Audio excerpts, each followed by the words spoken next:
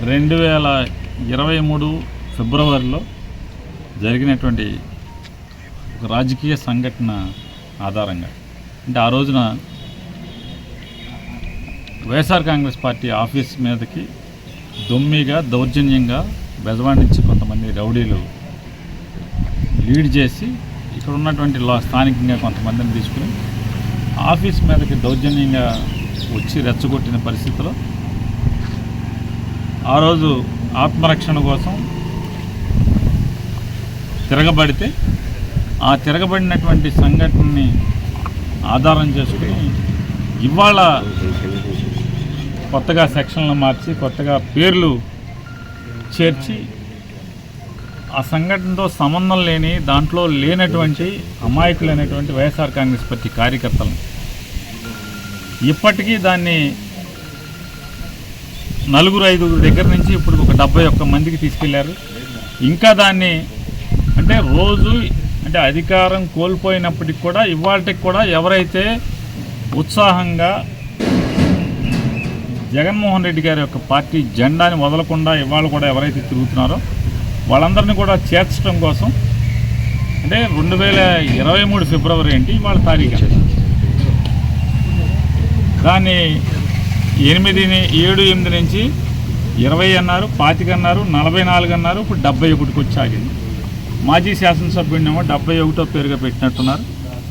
ఇంకా అదర్స్ ఇంకా దాన్ని రోజువారీ పార్టీలో క్రియాశీలకంగా ఎవరొస్తే వాళ్ళనల్లా దీంట్లో పెడతామని ఒక బెదిరింపు సంకేతాలను ఇస్తూ ఈ రకమైనటువంటి అక్రమ అరెస్టులు, తప్పుడు కేసులు బనాయిస్తూ జైల్లో మగ్గదిస్తున్న పరిస్థితులన్నీ కూడా చూస్తున్నారు అందరూ. దానిలో భాగంగా ఎవరైతే అక్రమ కేసుల్లో ఇరుక్కుని వాళ్ళు నెల రోజుల నుంచి జైల్లో మగ్గిపోతున్నారు. నూజివీడులో ఒక 15 మంది, ఇక్కడ ఒక 5 మంది ఇక్కడ ఉన్నారు. వీరిలో రూల్స్ ప్రకారం ఒకళ్ళిద్దరున్న మేము కలిసి ఉన్న పరిస్థితులన్నీ వాళ్ళ దగ్గరికి మాట్లాడి, ఇట్లా జగన్మోహన్ రెడ్డి గారు నిన్న గన్నవరంలో ఎవరెవరైతే జైల్లో ఉన్నారో అక్రమ కేసుల్లో వాళ్ళందరినీ కూడా పార్టీ తరఫున వెళ్ళి పరామర్శించండి, ధైర్యం చెప్పారండి. బెయిల్ వచ్చిన తర్వాత వారందరినీ కూడా నా దగ్గర తీసుకురమ్మని చెప్పని జగన్మోహన్ రెడ్డి గారు ఆదేశించున్నారు. దాని మీద ఇవాళ అక్కడ ఇక్కడ రూల్స్ మేరకు ఎవరెవరిని కలగలమో వారిని కలిసి మిగతా వాళ్ళందరూ కూడా చెప్పండి ఇట్లా అని చెప్పాం. వాళ్ళందరూ కూడా లోపల వాపోతున్నది ఏంటంటే, ఇవాళ రాష్ట్ర పరిస్థితులు చూస్తుంటే ఇచ్చిన హామీలు నిలబెట్టుకుందామని నెరవేరుద్దామనేటువంటి బాధ్యత లేదు, లేదా సంపద సృష్టిస్తామని చెప్పాం కదా, సంపద ఏమైనా సృష్టించే పని చేద్దామా మొదలు పెడదామంటే సంపద సృష్టిద్దామనే పని మొదలుపెట్టింది లేదు. అభివృద్ధి చేస్తామన్నారు, అభివృద్ధి కార్యక్రమాలు ఎక్కడ రాష్ట్రంలో లేకపోగా ఇసుక, మట్టి, లేదా కొత్త లేఅవుట్లు, లేదా కొత్త అపార్ట్మెంట్లు ఎక్కడెక్కడున్నాయి రాష్ట్రం వ్యాప్తంగా జరిగే తీరంతా వైఎస్ఆర్ కాంగ్రెస్ పార్టీ ఎవరి జెండా ఈరోజు కూడా అంటే అధికారం కోల్పోయినప్పుడు కూడా ధైర్యాన్ని కోల్పోకుండా జగన్ జెండా ఎవరు మోస్తున్నారో వాళ్ళందరినీ కూడా ఏదో రకంగా జైల్లో వేయించారు. వీటి మీదే దృష్టి ఇవాళ రెడ్ బుక్ రాజ్యాంగం అంతా కూడా అమలు చేస్తున్న పరిస్థితి. సరే, సంఘటన జరిగి దాదాపు సంవత్సరాలు అయింది కదా, మళ్ళీ వాళ్ళు ఎందుకు అదే చెప్తున్నా అండి.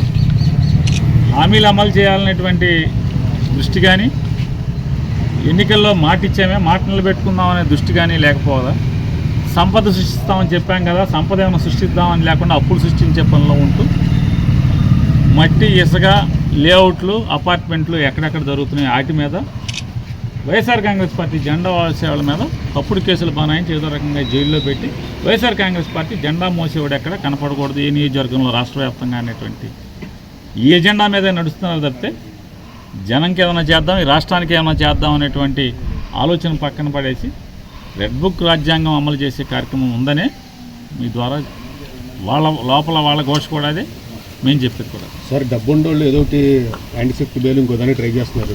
లేని వాళ్ళకి, పారిపోయిన వాళ్ళకి ఈ కేసులో తింటాపో లేని పరిస్థితి ఉంది. వాళ్ళని పార్టీ తప్ప మీరు అదుకుంటారా? పరిస్థితి ఏంటి? కొంతమంది మరీ దారుణంగా జీవితం గడుపుతున్నారు. తప్పకుండా జగన్మోహన్ రెడ్డి గారు ఆల్రెడీ తెలుగుదేశం పార్టీ దౌర్జన్యాలకి, దుర్మార్గాలకి, దాడులకి ఎవరెవరైతే బలైపోతున్నారో వాళ్ళకి అండగా ఇప్పటికే చాలా కుటుంబాలకు అండగా వెళ్ళింది.